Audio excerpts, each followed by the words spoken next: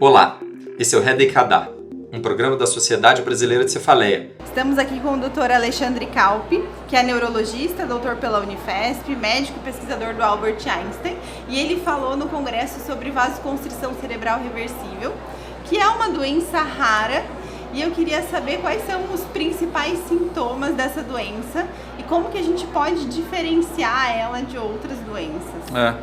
Essa condição, chamada síndrome da vasoconstrição cerebral reversível, ela não tem uma epidemiologia determinada, assim, uma frequência ou mesmo uma distribuição na população.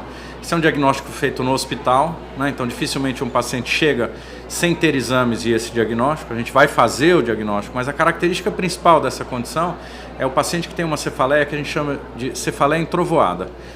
Esta dor de cabeça ela é descrita como a pior dor de cabeça, uma dor de cabeça explosiva que atinge o máximo da intensidade no primeiro minuto.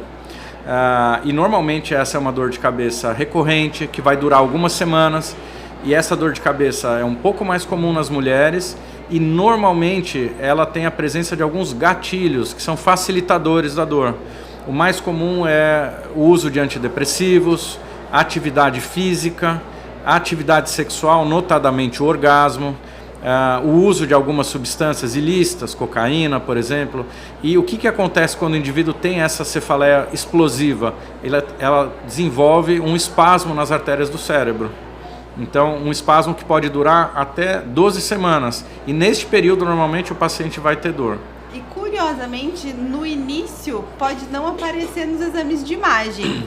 E como que você costuma proceder? Você repete o exame na sequência, com um período depois? É muito raro o paciente vir ao consultório já com muitos dias ou muitas semanas de dor, porque é uma dor que assusta muito. A sensação que os pacientes descrevem é como uma sensação de morte.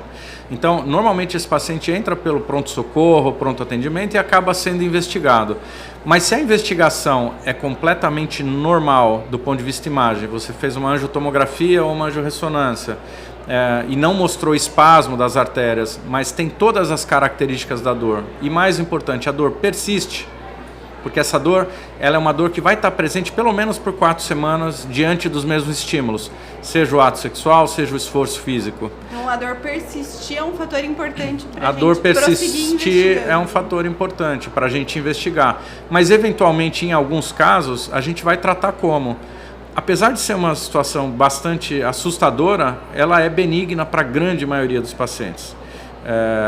Então a gente tem que lembrar que às vezes a tomografia do crânio, uma tomografia simples, pode mostrar uma hemorragia subaracnoide na alta convexidade, isso é bem típico, mas não vai apresentar nem isquemias, nem grandes lesões hemorrágicas iniciais no parênquima, por exemplo, né? Então, se a gente tem um paciente com uma angiotomografia normal, que você afastou um aneurisma e tem uma hemorragia subaracnoide na alta convexidade, isso é uma coisa que fala a favor. Os pacientes com cefaleias primárias, eles têm algum risco maior de ter... Sim, há uma associação um pouco maior com a presença da migrânia. Sim, tá ok? certo. Tá certo. Obrigada, doutor. Muito obrigado pela você. participação.